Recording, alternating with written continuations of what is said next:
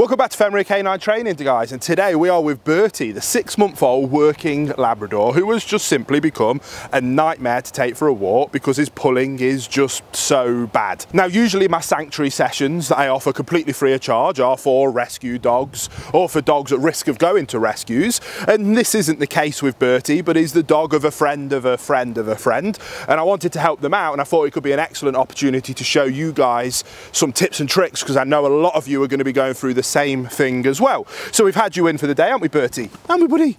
Yes. Helping your owners out so that we can help you guys out. So he's a very clever dog. He's definitely working lines and he is definitely capable of pushing and testing boundaries. But this is my bread and butter. These cases are the cases that I absolutely love. So without further ado, we're going to dive into it. So as you can see, we've swapped out to my slip lead. This is the first time he's ever had a slip lead on, so he's slightly unsure of the process. But when I show him, oh, come on, buddy. Oh yeah, good boy. Oh yeah, good boy. Yes, what's this way, buddy? That there's nothing to be worried about. He soon starts coming out of his shell. So what we're going to do is we're going to dive straight in to my engagement tune-up drill. When it comes to my engagement tune-up drill, it's one of those things that I have to pay attention because I want to get the timing right, and so much happens so quickly that it can look like it's almost too good to be true. But what I'm going to do is I'm going to dive into that engagement tune-up drill, and then I'm going to show you how I shape that into a beautiful heel, and I'll show you that how very quickly in a session like this you can go from a dog that pulls like a nightmare to a dog that walks beautifully on a loose lead by your side, and then we can shape that into beautiful heel and get back to paying it and positively reinforcing that behavior. And the principle around that engagement tune-up is to use excellent timing and slight bits of lead pressure just to help him understand, hey buddy, I need you to pay attention and focus on me. Sometimes that is as dramatic as what you've just seen, where it can completely change a dog from an intense puller to one that is now beautifully already walking on a loose lead. Some dogs you might need to layer up the level of tool that you're utilizing, which is where you might have seen me move to things like a prong collar, but in this situation the slip lead was the perfect tool for the job. I've been able to help him understand, hey, no, before this you were thinking you can do anything and everything that you want to do. With this tune-up, I've just let you know, hey buddy, bring your attention back to me. He now understands, okay, awesome, I need to pay attention to you because you're in charge. You are my calm, consistent leader, and I must look up to you for guidance and direction. Yes, we do utilize a few little bits of lead pressure and corrections to help us achieve that. But once we've achieved that, we then move on to this stage where now I've got him looking up to me for guidance and direction. I now want him to know that everything that is good in life is going to come through me, and all you need to do to gain access to that is to look up to me for guidance and direction, which is where we're at now. So this is where more formal obedience work comes in. I have done what I class as the behavior modification section of this session, and now we're moving into the dog training realm, where I'm going to be using traditional food laws, markers and reward-based systems to let him know exactly what it is that I do want, and that is to walk by a loose lead on my side. So now I'm going to start shaping a formal heel, and then if he decides to ignore that, if he decides to pull off towards something else, be distracted, I have my ability with my slip lead just to remind him, hey buddy, remember, you've got to focus on me, you've got to look up to me for guidance and direction. So what does that look like? Now I've just got some of his basic food, and you can see the engagement that we're building already, where he is looking. This is what I talk about when I talk about looking up to you for guidance and direction. This is a result of a dog that is now looking up to me as his calm, consistent leader in this situation, awaiting guidance and direction on what we're now about to do. And what we're now about to do, I want it to be a fun experience for him. So I'm going to utilize some food, and I'm going to lure him into a nice heel position. Come on, Bertie. Come on. Yes. So using a little bit of lead pressure to get him going. Yeah, good boy. Good heel. Yes, good heel. Sit. Yes, good sit. Letting him have a lick. Let's go. Yes, good heel. Yes. Let's go. Yo, good boy. Yes, good boy. Yes. Sit. Good boy.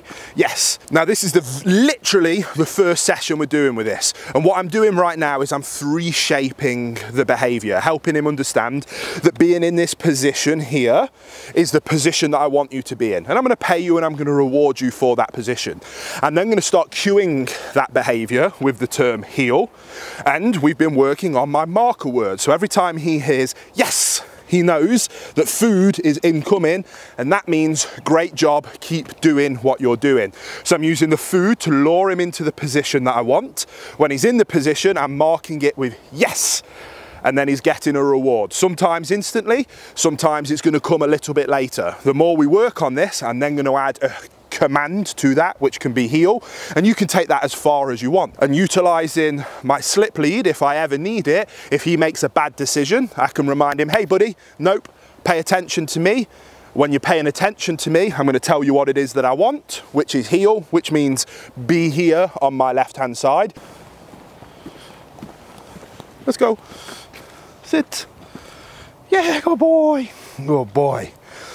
So guys, as you can see, in just 20 to 30 minutes, we've been able to address extreme pulling, and we're now in the place where we can walk hands-free. I just got him attached to my training lead on the loose lead, and we're able to go on a nice loose lead walk where I'm now at a stage where I'm able to apply lots of fun things like praise, reward, and food. And the reason that this food type training is so successful is because our foundation is built on that leadership principle that they must look up to us for guidance and direction, and ultimately if they don't, there are low-level consequences. But if you do look up to me for guidance and direction, regardless of the distractions that are going on around you, all the best things in life are going to happen, where I'm going to be able to pay you, I'm going to be able to give you the reward and the fuss that you're looking for, which ultimately is the reason that a positive only approach simply isn't adequate to be able to teach beautiful loose lead heel walking in real life situations where there's distractions, where there is competing motivators for the dog's attention.